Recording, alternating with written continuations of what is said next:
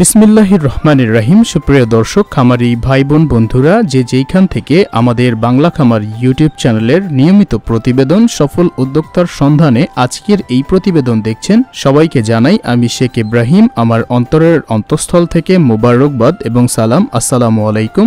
আশা নয় বিশ্বাস, যে যেইখানে রয়েছেন সুস্থ আছেন, সুন্দর আছেন। আপনাদের সুস্থতা এবং দীর্ঘায়ু কামনা করে আজকের এই প্রতিবেদন শুরু করতে চলেছি। আজকে আমাদের সাথে উপস্থিত রয়েছেন সার্জেন্ট মোহাম্মদ জহিরুল ইসলাম রাজু, অবসরপ্রাপ্ত বাংলাদেশ সেনাবাহিনী। স্যার আমাদের সাথে রয়েছেন এবং আমাদের সাথে থাকবেন খামারি এবং স্যারের কাছ থেকে গুরুত্বপূর্ণ কিছু তথ্য শুনবো আমরা। তো চলুন, যারা নতুন উদ্যোক্তা এবং পুরাতন খামারি রয়েছেন তাদের জন্য আজকের এই ভিডিওটি খুবই উপকারে আসবে। বেশি কথা না বাড়িয়ে চলে যাই মূল ভিডিওতে। সুপ্রিয় দর্শক, যেমনটা আপনাদেরকে বলছিলাম যে আজকে আমরা উপস্থিত হয়েছি সিরাজগঞ্জ জেলার শাহজাদপুর উপজেলার নরিনা ধরাইল নদীর ঘাটে। এই জায়গায় আজকে আমরা উপস্থিত হয়েছি। আমাদের সাথে রয়েছে অত্যন্ত পরিচিত মুখ, সবাই যাকে চিনে থাকেন, সার্জেন্ট মোহাম্মদ জহিরুল ইসলাম রাজু, অবসরপ্রাপ্ত বাংলাদেশ সেনাবাহিনী। স্যার আমাদের সাথে উপস্থিত রয়েছেন এবং রয়েছেন আমাদের সাথে একজন সফল খামারি। আজকের এই প্রতিবেদনে আমরা এই দুইজন ব্যক্তির কাছ থেকে খামার রিলেটেড গুরুত্বপূর্ণ তথ্য জানার জন্য চেষ্টা করব। আজকের এই প্রতিবেদন জুড়ে থাকবো আমি শেখ ইব্রাহিম আপনাদের সাথে। তো চলুন, বেশি কথা না বাড়িয়ে আমরা আগে এই দুইজন গুরুত্বপূর্ণ ব্যক্তির কাছ থেকে তাদের পরিচয় নিয়ে শুরু করি। প্রথমত আমরা খামারির মুখ থেকে তার পরিচয় শুনবো। আসসালামু আলাইকুম ভাইয়া। ওয়ালাইকুম আসসালাম রাহমাতুল্লাহি ওয়া বারাকাতুহু। কেমন আছেন আপনি? মোটামুটি ভালো আছি। যদি দর্শকদের সুবিধার্থে আপনার পরিচয়টা একটু দিতেন। আপনার নামটা? আমার নাম আনোয়ার হোসেন। আপনি বর্তমানে যেই জায়গায় অবস্থান করছেন এই জায়গাটার নাম কি? এটা হলো রেশমবাড়ি চৌচিরঘাট ধলাই নদীর তীর।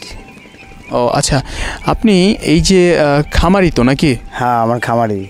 আপনি কত বছর ধরে এই খামার পেশার সাথে আছেন বলেন তো একটু? তা 10 বছর হলো। 10 বছর যাবৎ খামার পেশার সাথে আপনি আছেন? 10 বছর ধরে আমি খামারের সাথে জড়িত। আচ্ছা, এই যে খামার পেশার সাথে যে আপনি সম্পৃক্ত দীর্ঘ 10 বছর যাবৎ, এই 10 বছর আপনি কার কাছ থেকে, কোন জায়গা থেকে বাচ্চা আপনি নিয়ে আসতেন, বা খামার করতে প্রথমত যেই জিরো বাচ্চাগুলোর দরকার এগুলো কার কাছ থেকে আনতেন আপনি? আমরা সব তো রাজু ভাইয়ের কাছে তো আনছি, ভাইয়ের কাছেও আনছি। ও আচ্ছা, মানে আপনি স্যারের কথা বলছেন যে স্যারের কাছ থেকে নিয়ে এসেছেন। স্যার, আপনার একজন খামারি, আপনার কাছ থেকে কিছু কথা শুনি। আপনার কাছে বর্তমানে দাঁড়িয়ে রয়েছে, এইখানে আপনি কতগুলো বাচ্চা দিয়েছিলেন স্যার? এটা সর্বমোট 3000 বাচ্চা দিয়েছিলাম। এইখানে এই বছর 3000 বাচ্চা দিয়েছিলেন। এই বাচ্চাগুলো কি বাচ্চা দিয়েছিলেন, মানে কি জাতের বাচ্চাগুলো এগুলো ছিল? এটা fully khaki Campbell. Khaki Campbell ছিল? খাকি ক্যাম্বেল মহিলাটা। আচ্ছা, এই জায়গায় কি আপনার এ গ্রেডের বাচ্চাগুলো দিয়েছিলেন নাকি? হ্যাঁ, অবশ্যই, যেহেতু পুরাতন খামারি আমরা আগেও বাচ্চা নিয়েছে আমার কাছ থেকে, তাদেরকে আসলে উনি বলতে কোনো কথা না, সবাইকেই কিন্তু আমি আসলে যেটা বলি সেটাই দেওয়ার জন্য চেষ্টা করি। আর উনি তো অত্যন্ত আমার কাছের একজন মানুষ এবং আমার পাশের যে থানাটা রয়েছে শাহজাদপুর থানা, সেই শাহজাদপুর থানার কিন্তু ভাই। তো ওনার সাথে মাসে অন্তত 1-2 বার আমার দেখা হয়ে যায়। তার এখানে তো প্রশ্নই আসে না অন্য কোনো বাচ্চা দেওয়ার। আচ্ছা ভাইয়া, আপনি তো দীর্ঘ 10 বছর যাবত এই খামার পেশার সাথে আছেন। এই যে এই হাঁসের বাচ্চার ভিতরে অনেকগুলো জাত আছে, কোন জাতটা আসলে সবচেয়ে ভালো যদি দর্শকদের সুবিধার্থে একটু বলতেন?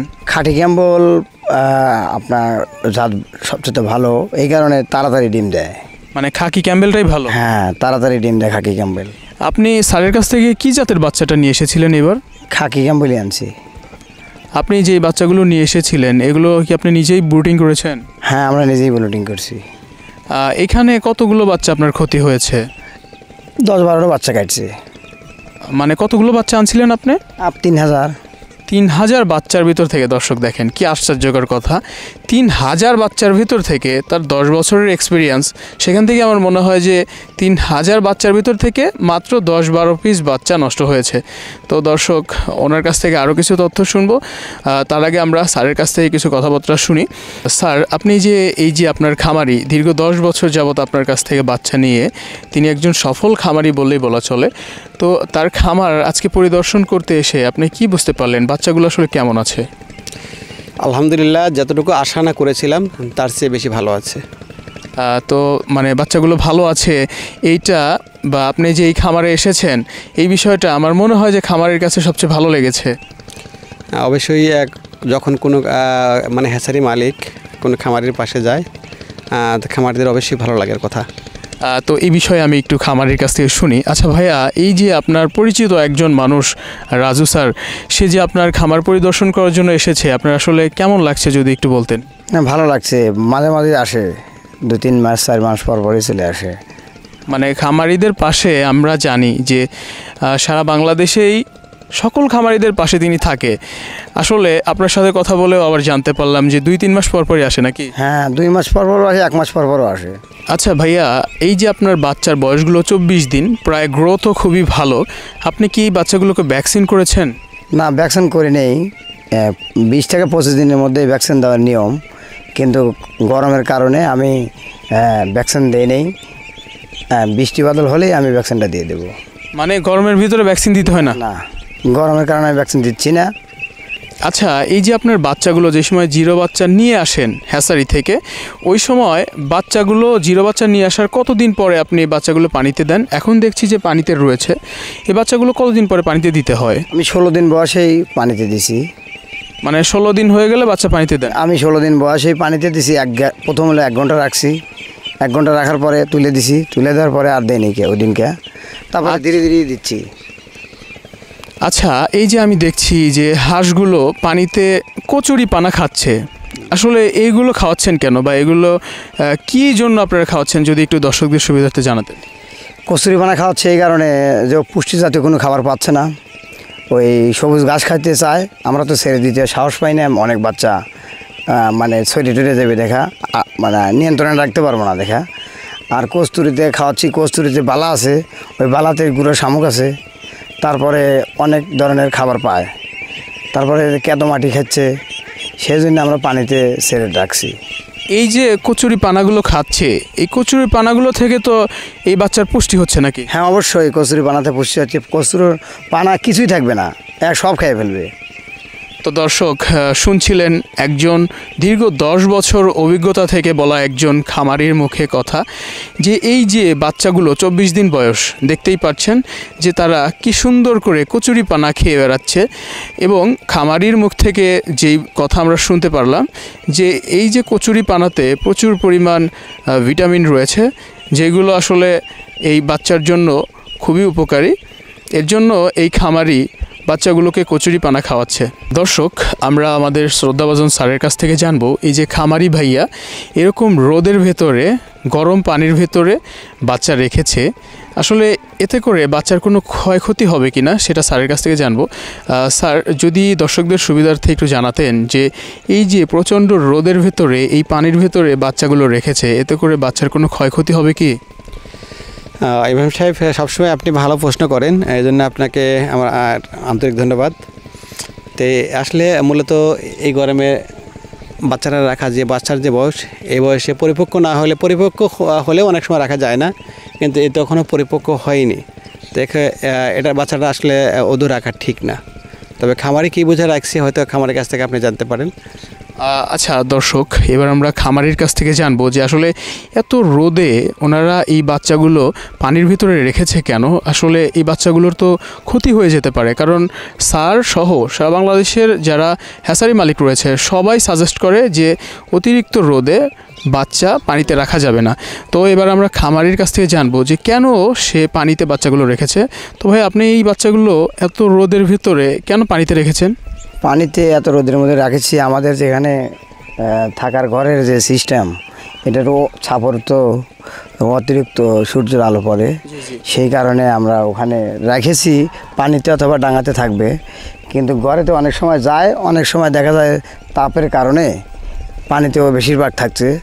আর আমরাও জানি যে স্যারের কথা ঠিক আছে যে পানিতে অনেক বেশিক্ষণ রাখলে বাচ্চার রোগ হয়, কিন্তু আমাদের এখানে উপায় নাই, যে এখানে গরম বেশি, ওসব বাতাস আছে, পানিটা বরফের মতো ঠান্ডা, নতুন পানি আইছে, এই পানির কারণেই বাচ্চাটা ভালো আছে আর কি। ও আচ্ছা, মানে আপনার এই পানিটা ঠান্ডা, এর জন্য বাচ্চাগুলো ভালো আছে? হ্যাঁ, পানিটা ঠান্ডা, এর জন্য বাচ্চাটা ভালো, পানিতে গরম হচ্ছে না। আর যদি মনে করেন যে পানি কোথাও রোদে গরম হয়, তাহলে কি রাখা যাবে? না, গরম পানির মধ্যে রাখাটাই ভালো। কিন্তু আরেকটা কথা হল কি, আমি একটা জিনিস খাটায় যাচ্ছি, পানিতে যতক্ষণ বাচ্চা রাখছি ততক্ষণ আমার বাচ্চার খাবার দিয়ে রাখছি, ওকে খালি পেটে রাখছি না। মানে আপনি যতক্ষণ এই বাচ্চাগুলোকে পানির ভিতরে রাখছেন, যদিও পানিটা একটু বেশি হিট বা গরম হয়, তাহলে ভরা পেটে বাচ্চাটাকে রাখছেন? হ্যাঁ, ভরা পেটে বাচ্চাটা রাখছি, বাচ্চাটা ক্লান্ত হচ্ছে না। ও দর্শক, যেমনটা শুনছিলেন ওনার দীর্ঘ 10 বছরের অভিজ্ঞতা থেকে উনি বললেন যে যদিও বাচ্চাটা একটু গরম হিটের পানির ভিতরে রয়েছে, তবুও এই বাচ্চাটা নষ্ট হবে না যদি বাচ্চাটা ভরা পেটে থাকে। এখানে দেখতে পাচ্ছেন যে হিউজ পরিমাণ খাদ্য দেওয়ার রয়েছে। কিছু সময় বাচ্চাগুলো পানিতে থাকছে, কিছু সময় উপরে ডাঙায় এসে তারা খাবার খেয়ে আবার পানিতে চলে যাচ্ছে, এবং নতুন পানি হওয়াতে পানিটাও ঠান্ডা, এর জন্যই খামারি পানিতে রেখেছেন বাচ্চাগুলো। দর্শক, যেমনটা দেখছেন যে খামারি ভাইয়ার যে শেডটা করেছে, এই জায়গায় এই শেডের উপরে কোনো রকমের গাছ নেই, আর গাছ না থাকার কারণে এই যে শেডটা, এটা কিন্তু প্রচুর পরিমাণ তাপ, আর এই তাপের কারণেই বাচ্চাগুলো পানিতে রেখেছে। পানিটা নতুন পানি হওয়াতে যথেষ্ট পরিমাণ ঠান্ডা, এর জন্যই তিনি পানিতে রেখে স্বাচ্ছন্দ্য বোধ করছেন এবং বাচ্চাগুলো সুস্থ রয়েছে। তাছাড়া তিনি যেই কথা বলেছে যে বাচ্চাগুলো যদি ভরা পেটে থাকে, তাহলে যদি হালকা গরম পানির ভেতরেও থাকে তাহলে কোনো সমস্যা হবে না। তো তার দীর্ঘ 10 বছরের অভিজ্ঞতা থেকে আমরা জানতে পেরেছি। তবে আমি যেটা আমার নিজস্ব ব্যক্তিগতভাবে বলি, যে যদি আপনার শেডটা হয় খুব শান্ত এবং আপনার ঠান্ডা জায়গাতে, তাহলে আপনাকে পানির ভিতরে না রাখলেও চলবে, কারণ বাচ্চাগুলো আপনার শেডের ভিতরে সুস্থ থাকবে। তো খামারির জন্য দোয়া রইল যে উনি যেন ভবিষ্যতে এর চেয়ে বেশি হাঁস দিয়ে খামার স্থাপন করতে পারে। তো ভাইয়া ভালো থাকবেন ইনশাল্লাহ, আপনার জন্য দোয়া রইল। আচ্ছা, ঠিক আছে। তো স্যার, আপনার সাথে এই যে আপনার মূল্যবান সময়টা দিয়ে আমাদের সাথে থাকলেন এবং খামারির সাথে থাকলেন, খামারিকে কি করলে ভালো হবে, কোনটা করলে ভালো হবে, এই সংক্রান্ত তথ্য দিলেন, এর জন্য আমার সবচেয়ে ভালো লাগে। তো স্যার ভালো থাকবেন আপনি। ইনশাল্লাহ আপনিও ভালো থাকবেন। আপনার জন্য শুভকামনা এবং দোয়া রইল স্যার। তো দর্শক, এই ছিল আজকের প্রতিবেদন। আজকের এই প্রতিবেদন জুড়ে ছিলাম আমি শেখ ইব্রাহিম আপনাদের সাথে। আজকের এই প্রতিবেদনে খামারি রিলেটেড সকল খুঁটিনাটি আপনাদেরকে জানানোর জন্য চেষ্টা করেছি। আমাদের সাথে 2 জন অভিজ্ঞ ব্যক্তি ছিলেন। তো এই ছিল আজকের প্রতিবেদন। দেখা হচ্ছে অতি দ্রুত অন্য কোনো প্রতিবেদনে সফলতা বা ব্যর্থতার গল্প নিয়ে। ততক্ষণ পর্যন্ত আপনাদের সুস্থতা এবং দীর্ঘায়ু কামনা করছি। ভালো থাকবেন, সুস্থ থাকবেন। আল্লাহ হাফেজ।